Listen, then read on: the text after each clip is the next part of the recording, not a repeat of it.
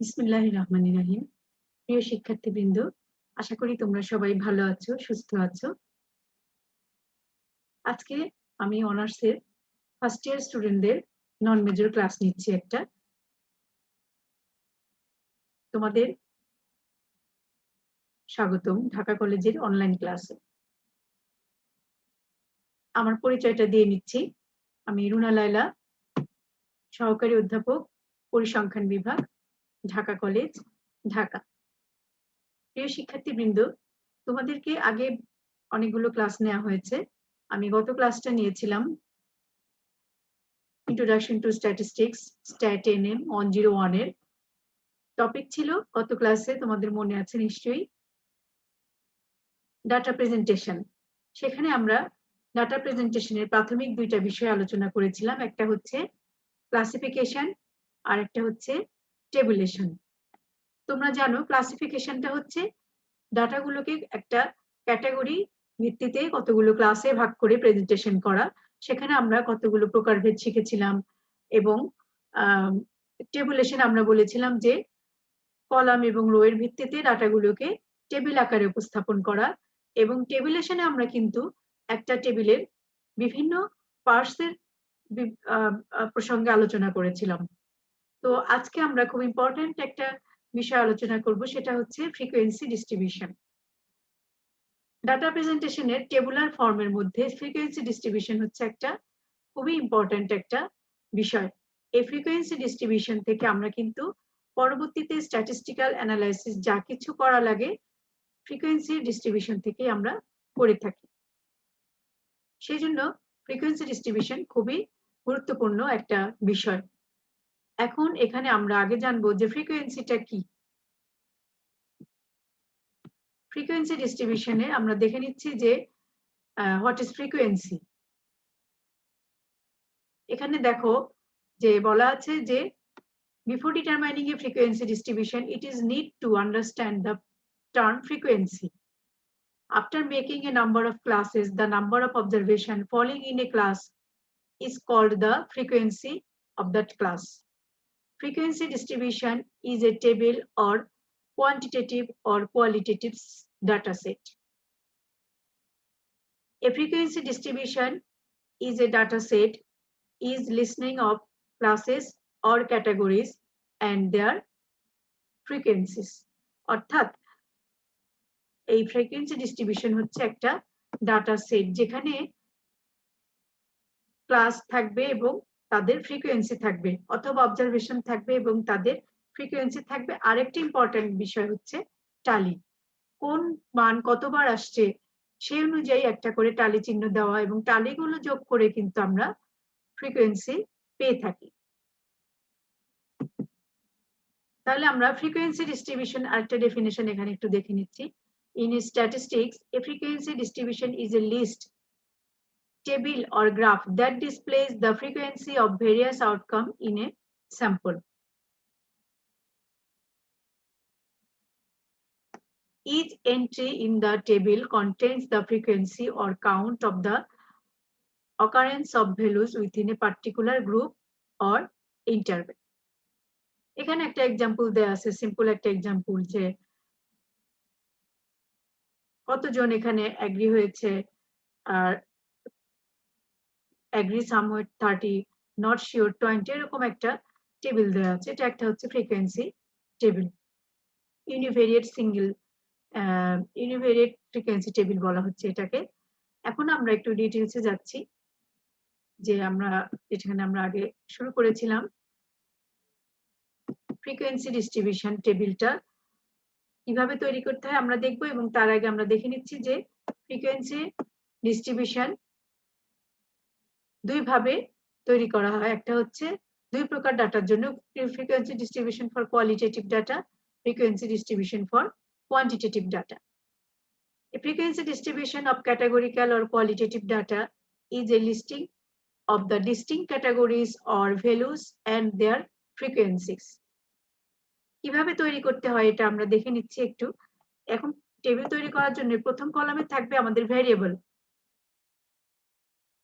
দ্বিতীয় কলামে থাকবে টালি মার্কস এবং তৃতীয় কলামে থাকবে ফ্রিকোয়েন্সি।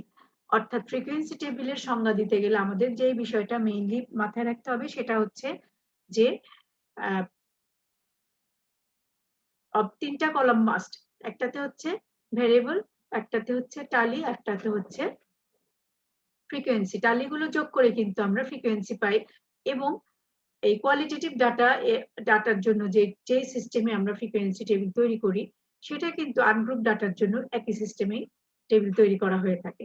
তাহলে আমরা প্রথমে তিনটা কলাম করে নিচ্ছি, একটা কলাম অবজারভেশনের জন্য, আর একটা কলাম টালির জন্য, আর একটা কলাম হচ্ছে ফ্রিকোয়েন্সি।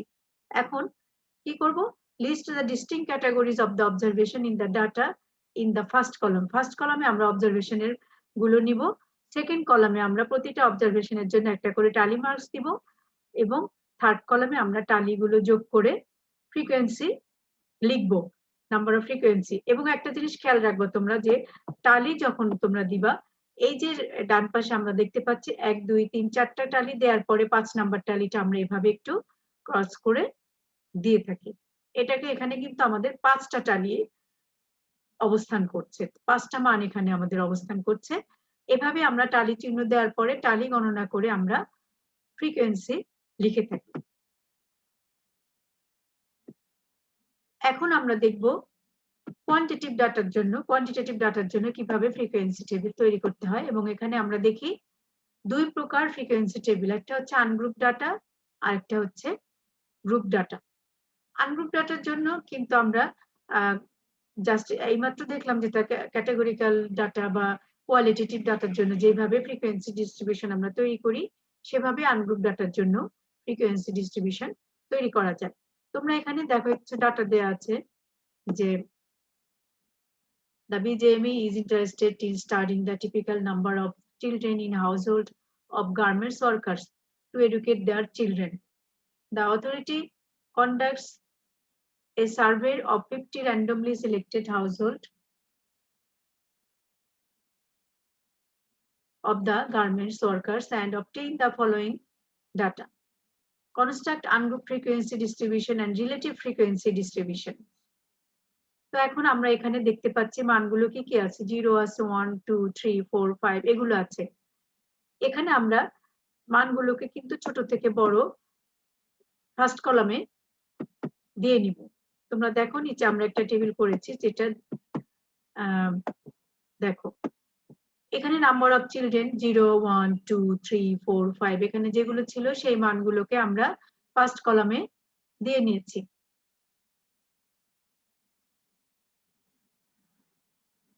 সেকেন্ড কলামে আমরা এখন এই যে জিরোর জন্য একটা টালি চিহ্ন দিয়েছি, শুধু জিরোর জন্য টালি না, তোমরা উপরের টেবিলটা দেখো, উপরের ডাটাগুলো দেখো, জিরো কোথায় আছে।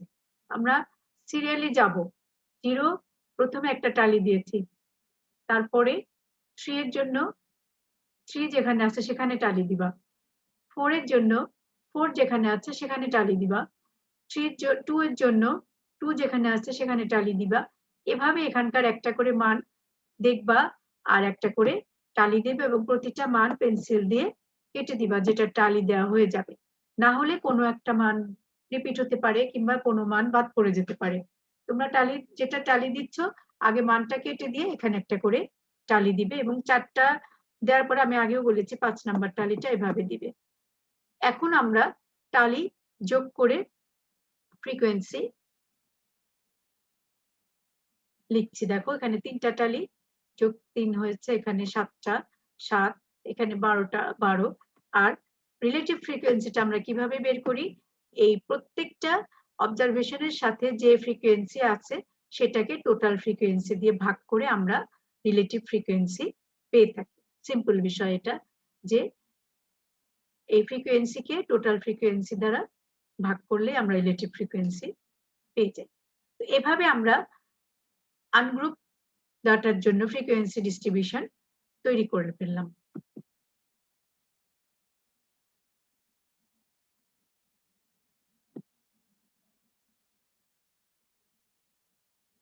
এখন গ্রুপ ফ্রিকোয়েন্সি ডিস্ট্রিবিউশনের জন্য দুই ভাবে আমরা দেখবো আজকে কিভাবে এই ফ্রিকোয়েন্সি টেবিল তৈরি করা যায়। এখানে একটা ওয়ে আছে, সেটা আমরা আগে দেখে নিচ্ছি। যেমন ধরো প্রথমে কলাম গুলো কি কি হবে সেটা দেখে নিচ্ছি। এখানেও 3টা কলাম। ফার্স্ট কলামে থাকবে ক্লাস, সেকেন্ড কলামে থাকবে টালি, থার্ড কলামে থাকবে ফ্রিকোয়েন্সি।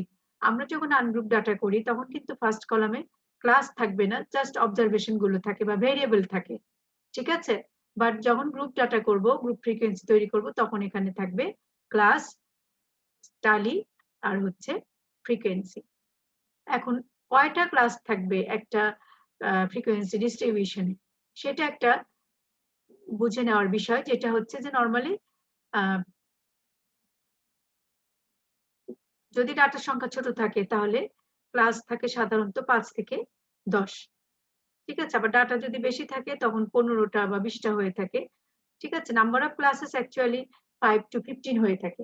নরমালি 5 এর কম হবে না এবং 25 এর বেশি হবে না। ক্লাস নির্ধারণ করব আমরা এই ফর্মুলা দিয়ে, root over number of observations, ঠিক আছে? সাধারণত এটা দিয়ে আমরা কয়টা ক্লাস হবে, নাম্বার অফ ক্লাস, সেটা আমরা নির্ধারণ করে নিই। এখন আমরা দেখব চয়েস অফ ক্লাস উইথ, মানে ক্লাসের উইথ কত হবে। অ্যাপ্রক্সিমেট ক্লাস উইথ আমরা এভাবে বের করি, largest observation minus smallest observation.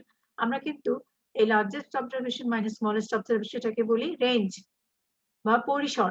রেঞ্জকে number of classes দিয়ে ভাগ করে কিন্তু আমরা ক্লাস ইন্টারভেল বা অ্যাপ্রক্সিমেট ক্লাস উইথটা আমরা বের করতে পারি, ঠিক আছে? পরিসর বা রেঞ্জকে আমরা নাম্বার অফ ক্লাসেস দিয়ে ভাগ করেছি।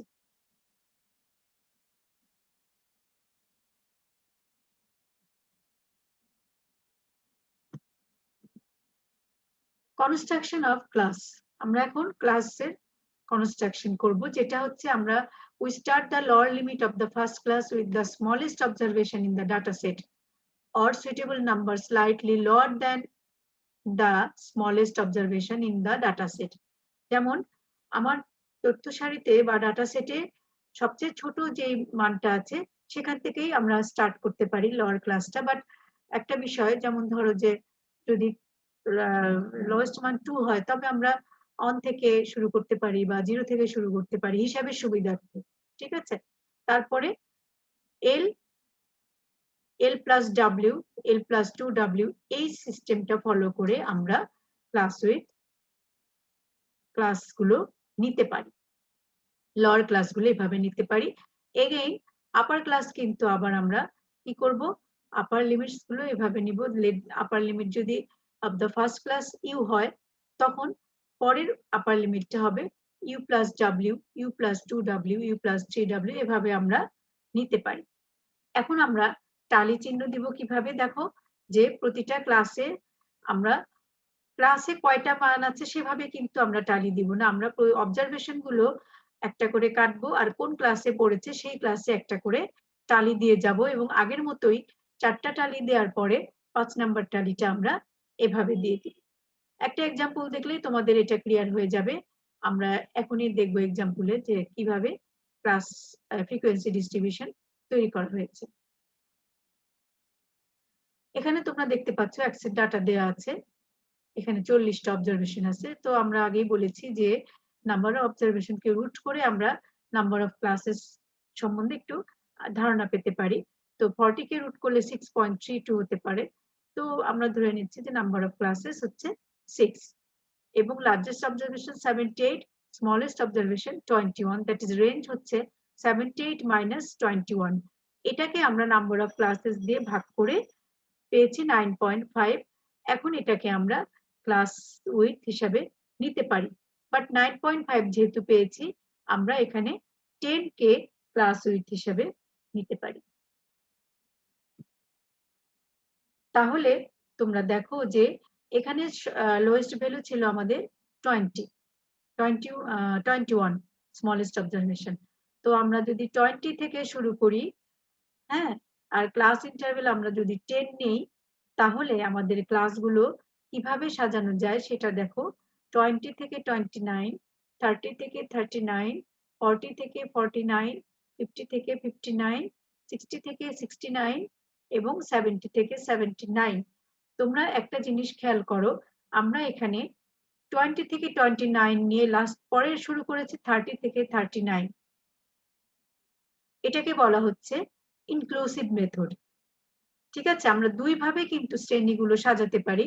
একটা হচ্ছে ইনক্লুসিভ মেথড আর একটা হচ্ছে এক্সক্লুসিভ মেথড।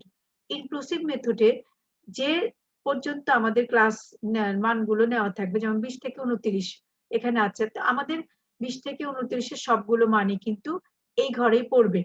এখন আমি যদি এখানে 20 থেকে 29 এর পরিবর্তে 20 থেকে 30 নিতাম, আবার 30 থেকে 40 নিতাম, সেক্ষেত্রে কিন্তু 20 থেকে 30, 30 থেকে 40 এই পদ্ধতিকে আমরা বলতাম কি? Exclusive method. আমরা দুই ধরনেরই ক্লাস ফ্রিকোয়েন্সি ডিস্ট্রিবিউশন তোমাদেরকে এখন দেখাবো। তো আমি একটু বলে নিলাম যে দুই ভাবে আমরা ক্লাসটা সাজাতে পারি। একটা হচ্ছে 20 থেকে 29 এক্সক্লুসিভ মেথড, ইনক্লুসিভ মেথড, আর একটা হচ্ছে এক্সক্লুসিভ মেথড।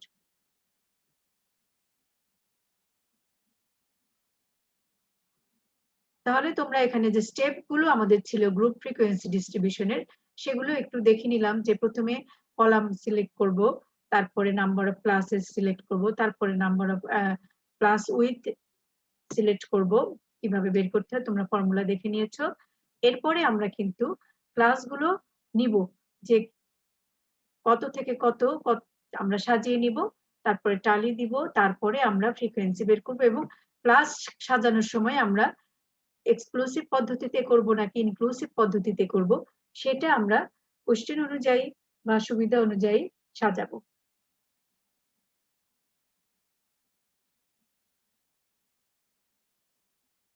তাহলে ইনক্লুসিভ মেথডে আমরা এখন দেখছি। ইনক্লুসিভ মেথডটা আমরা এটাকে বলছি যে 20 থেকে 29, 30 থেকে 39, এখানে 29 এ শেষ হয়ে আবার 30 থেকে শুরু হয়েছে।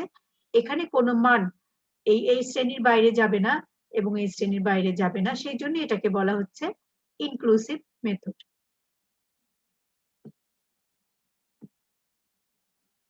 তোমরা এখানে দেখতে পাচ্ছ যে এই যে 20 থেকে 29, 30 থেকে 39, এভাবে আমরা শ্রেণীগুলো নিয়েছি এবং টালি দিয়েছি, টালিগুলো যোগ করে ফ্রিকোয়েন্সি পেয়েছি। পাশে আবার রিলেটিভ ফ্রিকোয়েন্সি বের করা হয়েছে। তোমাদের আগেও বলেছি কিভাবে বের করতে হবে। প্রত্যেকটা ক্লাসের ফ্রিকোয়েন্সিকে টোটাল ফ্রিকোয়েন্সি দিয়ে ভাগ করলে আমরা রিলেটিভ ফ্রিকোয়েন্সি পেয়ে থাকি। এবং মিড ভ্যালু আমরা কিভাবে পাই?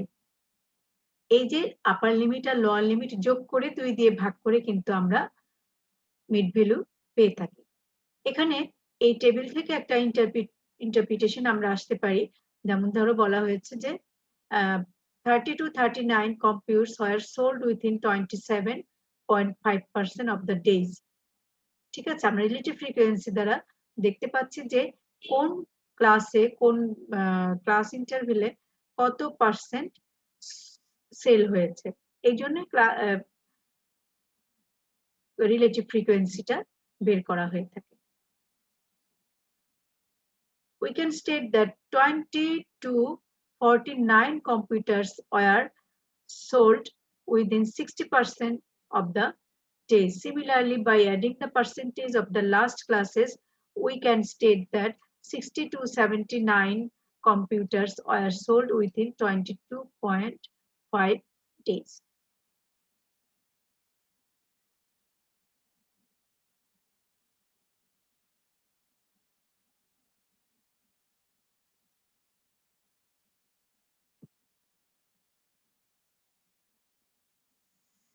To 79.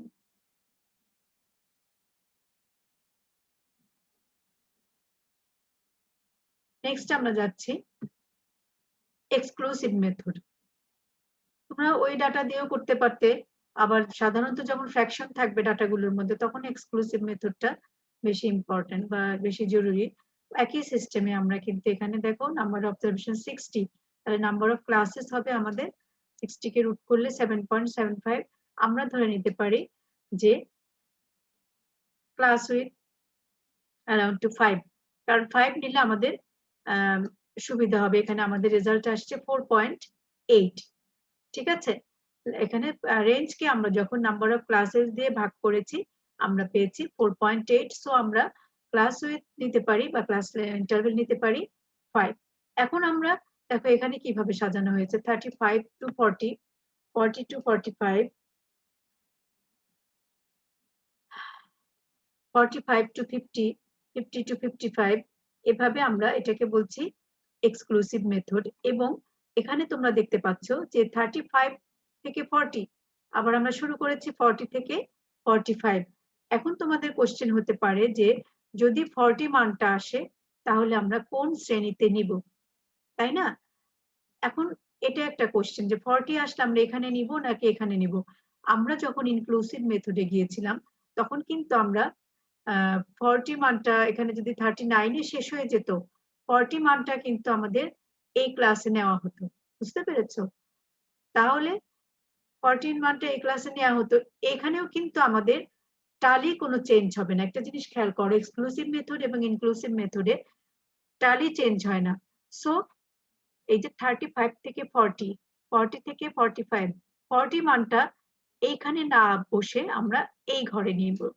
40 মার্কস এর জন্য ট্যালি চিহ্নটা আমরা এই ঘরে না দিয়ে পরের ঘরটাতে নিচ্ছি, সেজন্য এটাকে বলা হচ্ছে এক্সক্লুসিভ মেথড বা বহির্ভুক্ত পদ্ধতি।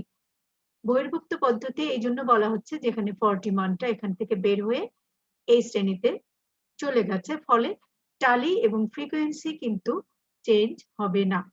শুধু আমাদের এই যে অ্যারেঞ্জটা বা সাজানোটা, ক্লাস ইন্টারভেল সাজানো যেটা, সেটা একটু চেঞ্জ হচ্ছে ইনক্লুসিভ মেথড এবং এক্সক্লুসিভ মেথডে, কিন্তু টালি বা ফ্রিকোয়েন্সির কোনো চেঞ্জ হবে না। ঠিক আছে?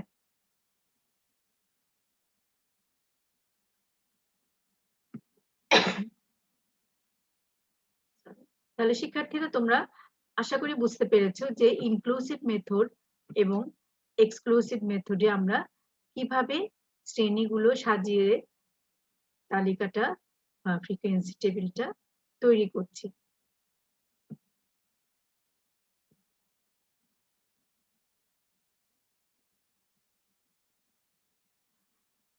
শিক্ষার্থীরা তোমরা আরেকটা জিনিস দেখো, সাধারণত যেভাবে ফ্রিকোয়েন্সি টেবিল আমরা এতক্ষণ তৈরি করলাম সেটা একটা ওয়ে।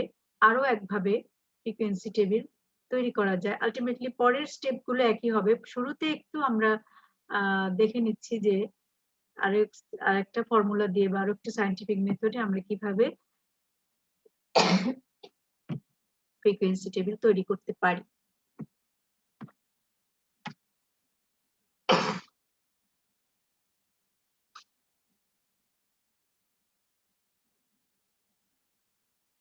এখানে দেখো আমরা নাম্বার অফ ক্লাসেস এই ফর্মুলা দিয়ে বের করেছিলাম, c is equal to √n। But আরেকটা ফর্মুলা দিয়ে নাম্বার অফ ক্লাসেস বের করা যায়, সেটা হচ্ছে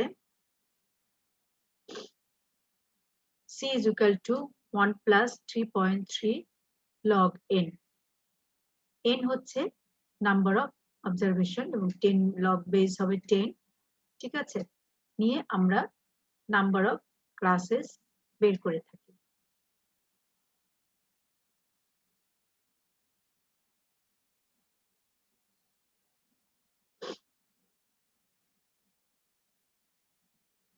এরপরে দেখো আগের মতোই এখানে আমরা রেঞ্জ বের করেছি, maximum value minus minimum value, এটাকে আমরা বলছি রেঞ্জ। রেঞ্জ বের করার পরে আমরা width of the class বের করেছি, h is equal to range by number of classes। আগের ফর্মুলাই এখন এখানে আমরা ইউজ করেছি। ঠিক আছে? Generally the class interval or class width is the same for all class. The classes all taken together must cover at least the distance from the lowest value in the data to the highest value. Equal class intervals are preferred in frequency distribution, while unequal class intervals may be necessary in certain situations to produce a good spread of observation between the classes and avoid a large number of empty or almost empty classes. অর্থাৎ আমরা এমন ভাবে ক্লাসগুলো নিয়ে থাকি যেন কোনো কোনো ক্লাস একদমই জিরো না হয়, আবার কোনো কোনো ক্লাসে যদি অনেক বেশি মান চলে আসে তাহলে কিন্তু আমাদের টেবিলটা সুইটেবল হবে না। ঠিক আছে?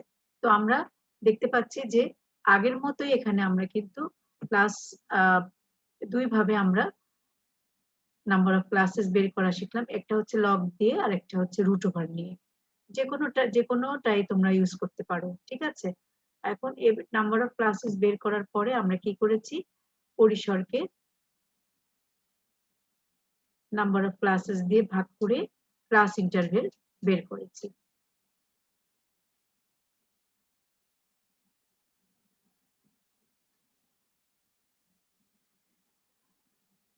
Decide the individual class limit and select a suitable starting point of the first class which is arbitrary. It may less than or equal to minimum value. এটা আমরা আগেও বলেছি, আমরা যখন এখন ক্লাস সবচেয়ে ছোট মানের খুব কাছাকাছি কোনো একটা মান নিয়ে আমরা ক্লাস লিমিট শুরু করতে পারি। এবং take an observation and mark a vertical bar, যেটাকে আমরা টালি বলি, সেটা আমরা সেকেন্ড কলামে প্রতিটা মানের জন্য দিতে থাকবো। যে ঘরে মানটা আমরা পেয়েছি যে ক্লাসে, সেই ক্লাসে একটা করে টালি দিয়ে যাব। এবং এরপরে রিলেটিভ ফ্রিকোয়েন্সি, কিউমুলেটিভ ফ্রিকোয়েন্সি, যেটা যেটা দরকার আমরা সেগুলো বের করব।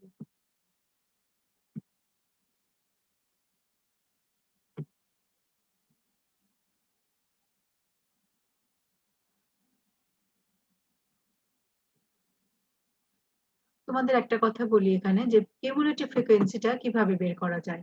এখানে যদিও কলামটা দেয়া নাই, তো কিউমুলেটিভ ফ্রিকোয়েন্সি হচ্ছে প্রথম কলামে 2 থাকবে, ঠিক আছে, প্রথম মানটা 2 থাকবে, দ্বিতীয় মানটা কি হবে 2 আর 5 এ 7, তৃতীয় মানটা হবে 7 এর সাথে 12 যোগ করে 19, তারপরে 19 এর সাথে 16 যোগ করে, এভাবে আমরা একটা কলাম করতে পারি, যেটাকে বলা হবে কিউমুলেটিভ ফ্রিকোয়েন্সি।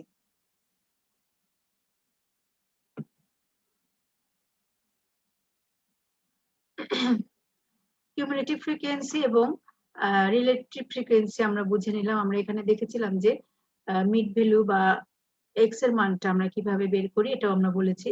আপার লিমিট লোয়ার লিমিট যোগ করে 2 দিয়ে ভাগ করে আমরা এখানে মিড ভ্যালু বের করি। এভাবে আমরা ফ্রিকোয়েন্সি ডিস্ট্রিবিউশন তৈরি করে থাকি। আজকে আমি তোমাদেরকে যেটা দেখিয়েছি যে আনগ্রুপ ডাটার জন্য কিভাবে ফ্রিকোয়েন্সি ডিস্ট্রিবিউশন তৈরি করতে হয়, তারপরে গ্রুপ ডাটার জন্য আমরা আবার একটু প্রথম থেকে দেখে আসি, তাহলে তোমাদের মনে পড়বে। এক্সাম্পল গুলো ভালো মতো খেয়াল করবে, তাহলে আর কোনো সমস্যা হবে না।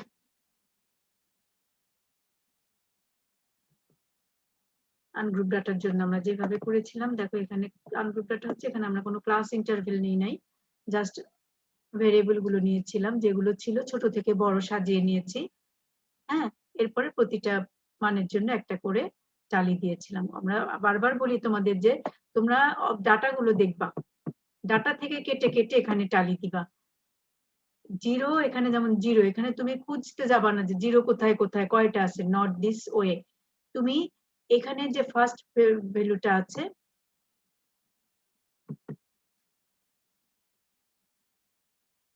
এখানে যে ফার্স্ট ভ্যালুটা আছে সেখানে তুমি ইয়ে করবা, সেই মানটা দেখে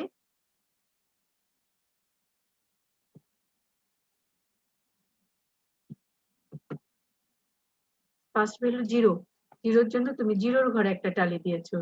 সেকেন্ড ভ্যালু থ্রি, থ্রির জন্য থ্রিতে একটা টালি দিবা এবং এগুলো একটা মান করে কেটে দিবা। না হলে তোমার কোনো মান বাদ করতে পারে অথবা কোনো মান বেশি চলে যেতে পারে। সেই জন্য খুব কেয়ারফুলি এই কাজগুলো করতে হবে। কেয়ারফুলি না করলে যে কোনো ভুলের জন্য তোমার ফ্রিকোয়েন্সি ডিস্ট্রিবিউশনটা পারফেক্ট হবে না, এবং আলটিমেটলি তুমি এখান থেকে যা যা অ্যানালাইসিস করবে কোনো পারফেক্ট রেজাল্ট পাবে না। সেই জন্য ফ্রিকোয়েন্সি টেবিলটা খুবই কেয়ারফুলি তৈরি করতে হয়।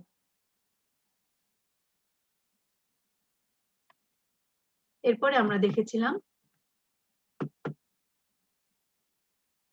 গ্রুপ ডাটার জন্য কিভাবে ফ্রিকোয়েন্সি টেবিল তৈরি করতে হয়। এখানে দুইটা বিষয় আমাদের খুবই ইম্পর্টেন্ট ছিল, একটা হচ্ছে ইনক্লুসিভ মেথড আর একটা হচ্ছে এক্সক্লুসিভ মেথড।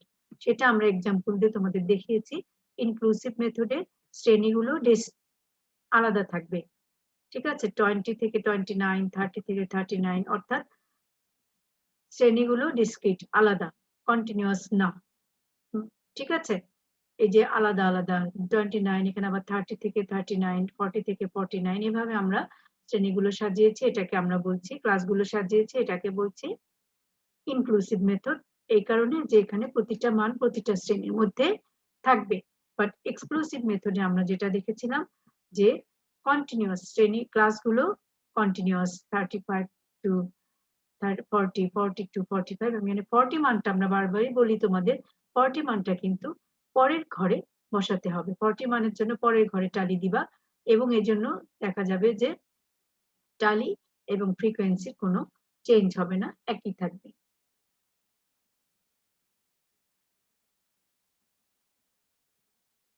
আমরা এখানে আরেকটা ওয়েতে দেখেছিলাম যে আরেকটা এই ফর্মুলাটা দিয়ে লগ নিয়ে কিভাবে নাম্বার অফ ক্লাসেস আমরা বের করতে পারি, হয় √n অথবা 1 + 3.3 log n, এই ফর্মুলা, এই দুইটার যে কোনোটা দিয়ে তোমরা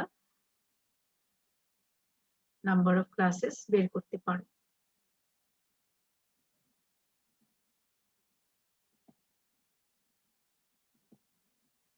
এখন আমরা দেখি ইম্পর্টেন্স অফ ফ্রিকোয়েন্সি ডিস্ট্রিবিউশন। আমরা দেখেছি যে ফ্রিকোয়েন্সি ডিস্ট্রিবিউশন খুবই ইম্পর্টেন্ট একটা বিষয়। ক্লাসিফিকেশন আমরা শুধু কতগুলো ক্যাটাগরির ভিত্তিতে ক্লাসিফিকেশন করে থাকি, আবার টেবুলেশনে আমরা রো এবং কলামের ভিত্তিতে ডাটাগুলোকে একটা টেবিলে উপস্থাপন করি। বাট ফ্রিকোয়েন্সি ডিস্ট্রিবিউশন হচ্ছে একটা সায়েন্টিফিক ওয়ে, যেখানে মোস্ট সায়েন্টিফিক ওয়ে, যেখানে ডাটাগুলোকে আমরা কনডেন্স করতে পারি বা এবং এই ফ্রিকোয়েন্সি ডিস্ট্রিবিউশন থেকে পরবর্তীতে স্ট্যাটিস্টিক্যাল অ্যানালাইসিস গুলো করা হয়ে থাকে। এর জন্য এটা খুব ইম্পর্টেন্ট একটা বিষয়। তো এখানে ইম্পর্টেন্সটা আমরা একটু দেখে নিচ্ছি। Number 1, how to observation are distributed in various classes can be known. বিভিন্ন ক্লাসের অবজারভেশন গুলো কিভাবে ডিস্ট্রিবিউটেড হবে সেটা কিন্তু আমরা ফ্রিকোয়েন্সি ডিস্ট্রিবিউশন তৈরির মাধ্যমে দেখতে পাই। We can isolate the class where a representative or typical value in the data set is located. ঠিক আছে, বিভিন্ন ক্লাসে কোন ডাটাগুলো পড়েছে সেটা আমরা খুব সহজে এখানে আইডেন্টিফাই করতে পারি। We can know the extent of variability and symmetry of the distribution. Symmetry তোমরা নিশ্চয়ই বুঝতে পেরেছো। সিমেট্রি মানে হচ্ছে সমানভাবে বিন্যস্ত, উভয় দিকে সমানভাবে বিন্যস্ত, বা কোনো একটা মান, কোনো একটা অবজারভেশন অন্য একটা অবজারভেশন থেকে কতটুকু ডিফার করছে, আমরা কিন্তু এটা কোন ক্লাসের অবজারভেশন বেশি, কোন ক্লাস অবজারভেশন কম, সেটা আমরা খুব সহজেই দেখতে পাই ফ্রিকোয়েন্সি ডিস্ট্রিবিউশন থেকে। নেক্সট যেটা বলা হয়েছে, we can draw different graphs. তুমি কিন্তু ফ্রিকোয়েন্সি ডিস্ট্রিবিউশন ছাড়া গ্রাফ আঁকা সম্ভব না, পারবে না, কারণ ফ্রিকোয়েন্সি ডিস্ট্রিবিউশন থেকেই আমরা এক্স ভ্যালু পাবো, যেটাকে মিড ভ্যালু বলেছি আমরা, বা ক্লাস ইন্টারভেল, এগুলোর কোনো একটাকে এক্স অক্ষে দিয়ে দিই, আবার ফ্রিকোয়েন্সি গুলোকে ওয়াই অক্ষে প্লট করি বা করে বিন্দুগুলো আকারে বিভিন্ন ভাবে স্থাপন করে আমরা বিভিন্ন ধরনের গ্রাফ এঁকে থাকি। আমরা নেক্সট ক্লাসে এগুলো নিয়ে আলোচনা করব, যে গ্রাফিক্যাল রিপ্রেজেন্টেশন, যেটা বিভিন্ন ভাবে আমরা ফ্রিকোয়েন্সি ডিস্ট্রিবিউশন থেকে, যেমন bar diagram, histogram, frequency polygon, frequency curve, অজিব, বিভিন্ন ধরনের গ্রাফ বা চার্ট আমরা পরবর্তী ক্লাসে দেখব, এবং এর জন্য তোমার ফ্রিকোয়েন্সি ডিস্ট্রিবিউশন অবশ্যই জানতে হবে। লাস্টে যেটা বলা হয়েছে যে we can fit sample data set to a theoretical distribution. তোমরা পরবর্তীতে দেখবা যে বিভিন্ন ধরনের distribution, binomial distribution, poison distribution, এগুলো যখন তুমি ফিট করতে যাবা তখন তোমার ফ্রিকোয়েন্সি ডিস্ট্রিবিউশন অবশ্যই লাগবে। তো ফ্রিকোয়েন্সি ডিস্ট্রিবিউশন ছাড়া স্ট্যাটিস্টিক্যাল অ্যানালাইসিস অসম্ভব, সেই জন্য ফ্রিকোয়েন্সি ডিস্ট্রিবিউশন খুবই ইম্পর্টেন্ট একটা বিষয়, এবং এটার সম্বন্ধে খুব ভালো ধারণা থাকতে হবে এবং এটা খুব কেয়ারফুলি করতে হবে। এবং এই সংক্রান্ত রিলেটেড যা কিছু, suppose class interval, mid value বা frequency, relative frequency, cumulative frequency, আরো কিছু বিষয় আছে যেমন ওপেন এন্ড ক্লাস, তারপরে ক্লাসের ইয়েগুলো সমান, ক্লাস ইন্টারভেল গুলো সবগুলো সমান হলে একরকম, সবার ক্লাস ইন্টারভেল কিন্তু অসমান হতে পারে, ঠিক আছে, যেটাকে আমরা বলি আনইকুয়াল ক্লাস ইন্টারভেল। তো এইগুলা বিভিন্ন বিষয় তোমার জানা থাকতে হবে, এবং ফ্রিকোয়েন্সি ডিস্ট্রিবিউশন তাহলেই তুমি খুব সঠিকভাবে তৈরি করতে পারবে, এবং এখান থেকে বিভিন্ন পরিসংখ্যানিক বিশ্লেষণ গুলো তুমি করতে পারবে। পরবর্তীতে তোমরা গড় বা mean, median, mode, harmonic mean, geometric mean, এবং নেক্সটে আমরা দেখি যে ডিসপারশনের বিভিন্ন মেজার, মোমেন্ট, স্কিউনেস, ডিসপারশনের কোএফিসিয়েন্ট অফ ভেরিয়েশন, ঠিক আছে, মিন ডেভিয়েশন, স্ট্যান্ডার্ড ডেভিয়েশন, এরপরে আমরা যাই মোমেন্ট, স্কিউনেস, সবগুলোর জন্যই কিন্তু ফ্রিকোয়েন্সি ডিস্ট্রিবিউশন অবশ্যই লাগবে। সিম্পল ডাটা, এলোমেলো ডাটা থেকে এগুলো কোনো কিছুই আমরা ক্যালকুলেট করতে পারবো না। সো ডাটা প্রেজেন্টেশন এর একটা ইম্পোর্টেন্ট পার্টস হচ্ছে ফ্রিকোয়েন্সি ডিস্ট্রিবিউশন। তাহলে শিক্ষার্থীবৃন্দ, তোমাদেরকে অসংখ্য ধন্যবাদ আজকের ক্লাসে উপস্থিত থাকার জন্য। তোমরা সবাই ভালো থাকবে, সুস্থ থাকবে। আল্লাহ হাফেজ।